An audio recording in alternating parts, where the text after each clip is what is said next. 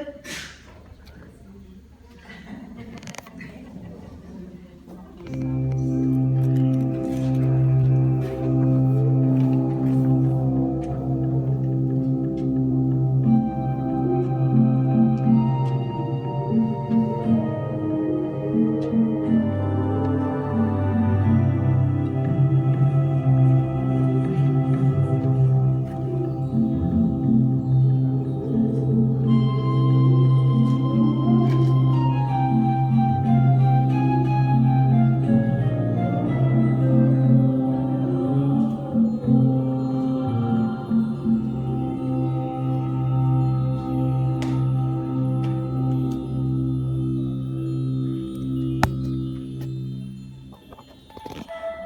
new morning is rising in our community, the Yachad.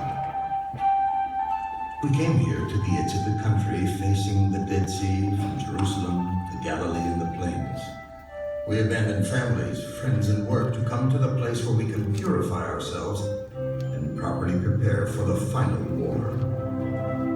Every Jew who came along did so to get close to the right way and to stay away from the sons of darkness, evil people.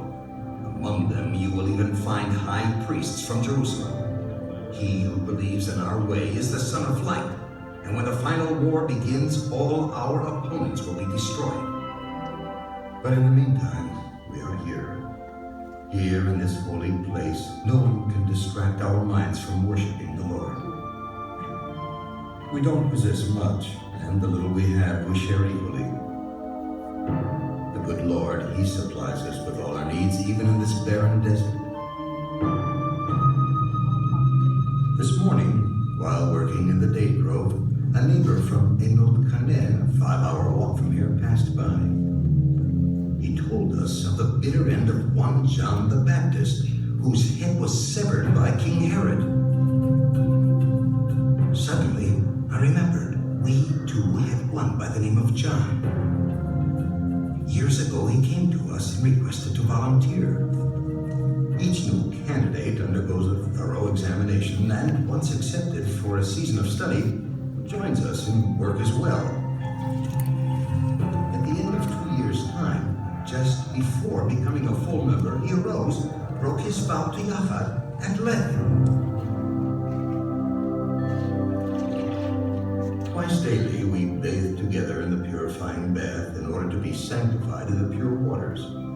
After bathing, we gather together to dine. First, we taste from the pure bread that was prepared for us by the high priests, and then from the wine.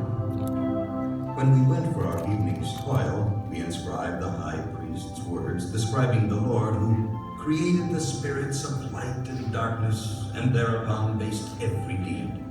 The first was greatly loved by God, each of its actions desired. The second, and all that it encompassed, he despised forever. At the end of a day's work, we bathed again, and after purifying ourselves, gathered together for the evening meal. We dined in reverent silence, even when troublesome thoughts prey upon us. After the meal, I arose and asked for permission to speak. Could it be that the man who was murdered, of whom we heard from the passerby, was the same John that was with us and then left? It is not the same man, replied the high priest, and in truth we would be better employed in the studies of the Holy Scriptures rather than wasting our time in the idle talk that spoils the spirit of Yahweh. The wrath that ensued was so great that a remark was noted in the book in my disfavor. After having been punished, things calmed, and we resumed our studies as we do every night until a third of the night is past. But of these things I am not permitted to tell you. We may not reveal our secrets to anyone. Only we, the sons of light, are allowed to share the secrets of Yahweh. This alone may be revealed. All is predestined. There is no free will. Even before the time of creation, it was inscribed that you, somewhere in the future, would hear and see these words. It is God's wondrous plan that brought you today to this pure and sacred place. And God willing, perhaps the secrets may be revealed unto you.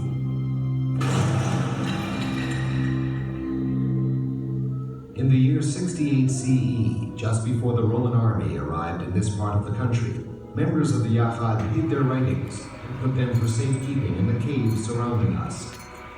Only 1900 years later was the treasure accidentally found inside vessels like those you see